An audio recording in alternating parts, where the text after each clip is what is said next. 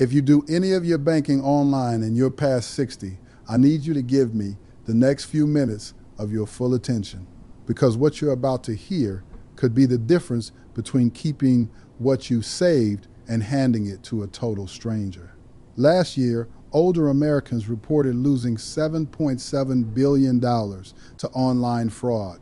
And according to the FBI, the single most common doorway criminals used wasn't a stolen wallet, wasn't a hacked computer. It was a login screen, one that looked so much like your bank's real website that you'd never think twice about typing your information into it. By the time this video ends, you'll know precisely what that fake screen looks like, exactly what the person on the other end will say to earn your trust, and exactly what to do the moment your online banking feels even slightly off. Stick around, because warning sign number 3 is the one that trips up even sharp, careful people. And it is almost never what anyone expects. Make sure to hit subscribe and turn on notifications right now, because every week I cover the real financial information that affects seniors directly, the rules that changed, the protections you already qualify for, and the steps that actually make a difference. This is exactly the kind of content I put out every single week, and you do not want to miss it. Now let's get into it. Here's the paradox of banking in 2026. It has never been easier, and it has never been more dangerous. You can check your balance from the couch, pay a bill on your phone, deposit a check with a photo. None of us want to go back to standing in line at a teller window. But that same ease has handed criminals a shortcut. They no longer need to break into your house or intercept your mail. They just need 2 things: your username and your password. Get those, and they don't need to pick a lock. They walk straight through the front door of your financial life, and often you won't know they're inside until the damage is already done. And the data shows this is landing on older adults harder than any other group. The FBI's Internet Crime Complaint Center reported that in 2025, more than 201,000 Americans aged 60 and older filed complaints about online fraud, with combined losses topping $7.7 billion, a sharp jump over the year before. This isn't slowing down, it's speeding up, and it's aimed squarely at retirees. The average victim in this age group lost more than $38,000. More than 12,000 people lost over $100,000 each. This isn't pocket change, it's decades of savings disappearing in minutes. Why retirees specifically? It has nothing to do with being less sharp. If anything, the opposite is often true. Criminals target this age group because, statistically, retirees tend to hold more savings, often own their homes outright, and, because many of us were raised to be courteous, are more likely to answer a call from a number we don't recognize. And a lot of us didn't grow up surrounded by the internet, so certain digital red flags that a 25-year-old might catch instantly can slip past us. That's not a shortcoming, it's just a different set of habits. And once you know the signs, you'll catch them just as fast as anyone. So let's walk through how this actually unfolds, because the story is what makes the warning signs stick. Picture this. It's a quiet afternoon and your phone buzzes with a text. Unusual activity detected on your account. Verify your identity now or your account will be locked. There's a link right there. Naturally, your pulse jumps. You tap it, and up comes a page that looks exactly like your bank. Same logo, same colors, same layout, even that little padlock icon we've all been taught means safe. You type in your username, your password, maybe even the one-time code your bank just texted, because at this point, you just want the problem solved. You hit submit. It says, "Thank you, your account has been verified."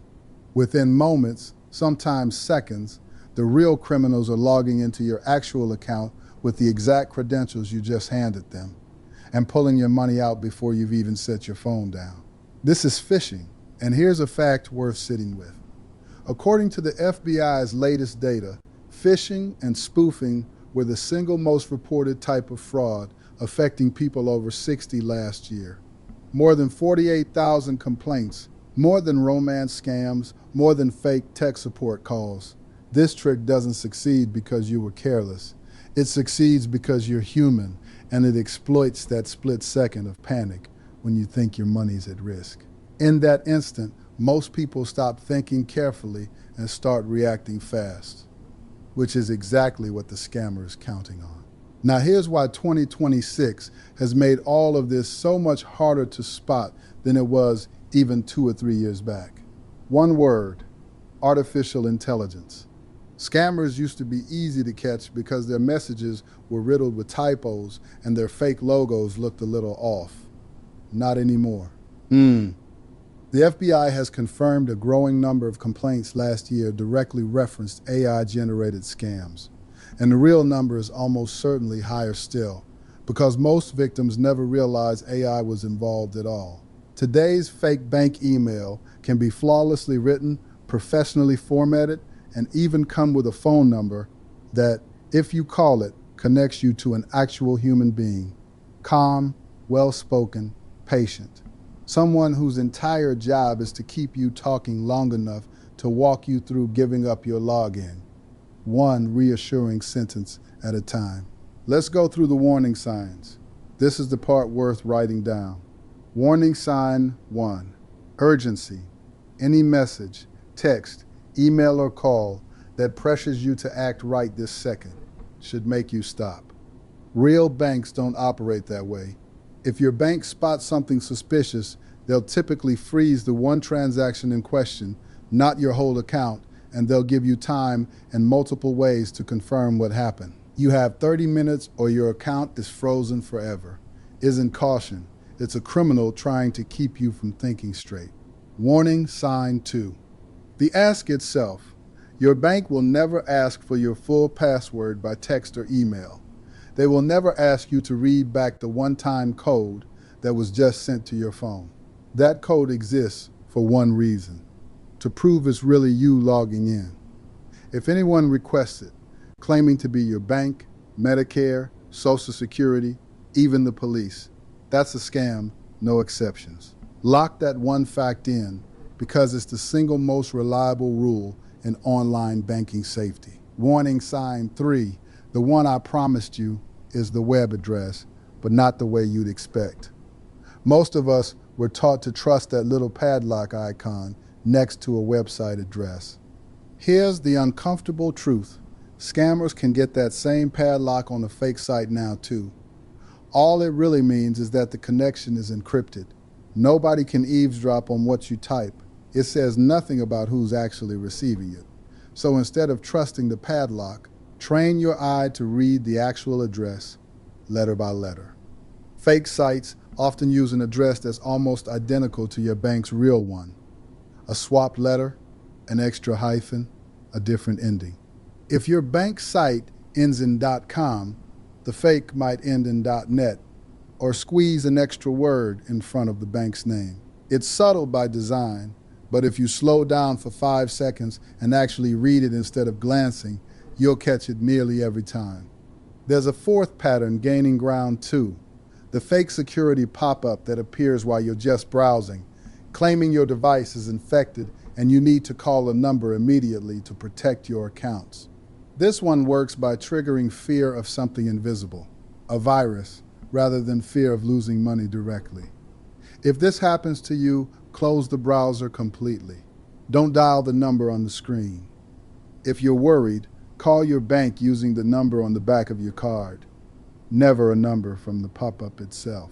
I'd genuinely like to hear from you here. Has this happened to you or someone in your family, whether you caught it or not? Drop it in the comments. Your story might be exactly what saved someone else from the same trap next week. So what can you actually do starting today? First, and most powerful, never click a link inside a text or email claiming to be from your bank. Open your banking app yourself or type the address in fresh, the way you always do. If there's a real problem, you'll see it. If there's nothing there, you've just confirmed the message was fake. Delete it. No second thoughts needed. Second, save your bank's real phone number somewhere you'll actually find it. in your contacts, or written on a card by your computer, taken straight off the back of your debit card. If a call or message ever makes you nervous, hang up, breathe, and call that number yourself. This one habit alone stops most of these scams cold, because criminals depend entirely on you staying on the line with them instead of verifying independently.